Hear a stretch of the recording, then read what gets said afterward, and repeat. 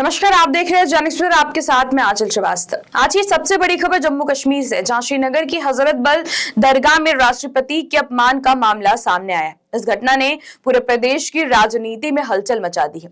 BJP ने इस मामले को बेहद गंभीर बताते हुए कड़ी निंदा की है। पार्टी का कहना है कि ये सिर्फ एक तोड़फोड़ की घटना नहीं है, बल्कि एक सोची समझी साजिश है ताकि कश्मीर में शांति का माहौल बिगाड़ा जा सके। बीजेपी ने इस घटना को राष्ट्रीय प्रतीकों को बदनाम करने की कोशिश करार दिया और साफ कहा है कि ये कदम कश्मीर में चरमपंथी भावनाओं को दोबारा भड़काने की साजिश है। पार्टी के मुख्य प्रवक्ता सुनील सेठी के साथ मंच पर मौजूद थे डॉक्टर ताहिर चौधरी, अजय भारती, जोरावर सिंह जामवाल और डॉक्टर हरिदत्त शिशु। सभी नेताओं ने एक स्वर में कहा कि इस घटना को किसी भी हाल में बर्दाश्त नहीं किया जाएगा और दोषियों के खिलाफ सख्त से सख्त कार्रवाई होनी चाहिए।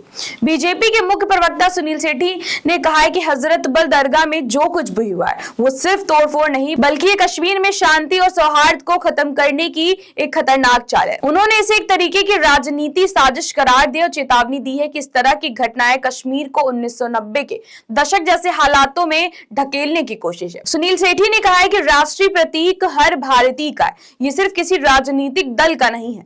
इसका अपमान करने वाले देश और समाज दोनों के दुश्मन हैं। उन्होंने नेशनल कॉन्फ्रेंस और अन्य दलों पर निशाना भी साधा और उनका आरोप है कि विपक्षी नेता भड़काऊ ट्वीट्स और बयानों से गलत सूचनाएं फैलाने की कोशिश कर रहे हैं और यही कश्मीर में लोगों की भावनाओं को भड़काने का काम कर रहा है।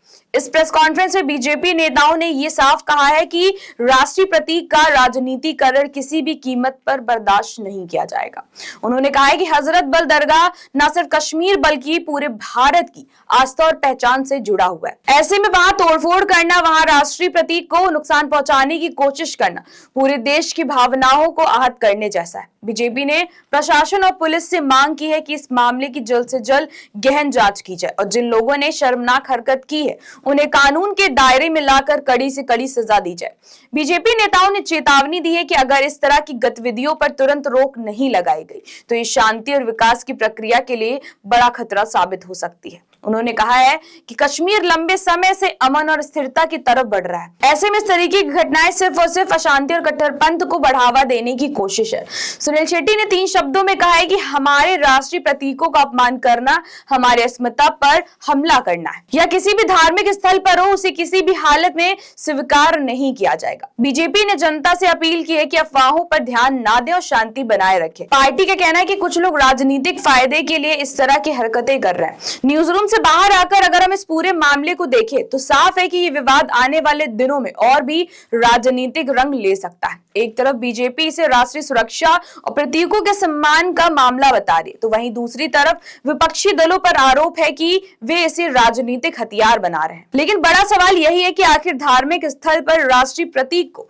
निशाना बनाने के पीछे किसकी साजिश है और क्या इस पर दोषियों को सख्त सजा मिल पाएगी या नहीं। राष्ट्रीय प्रतीकों का अपमान किसी भी कीमत पर सहन नहीं किया जाएगा। तो ऐसी देश और दुनिया की बड़ी खबरों पर नजर रखने के लिए आप जुड़े रहिए जन एक्सप्रेस के साथ। नमस्कार।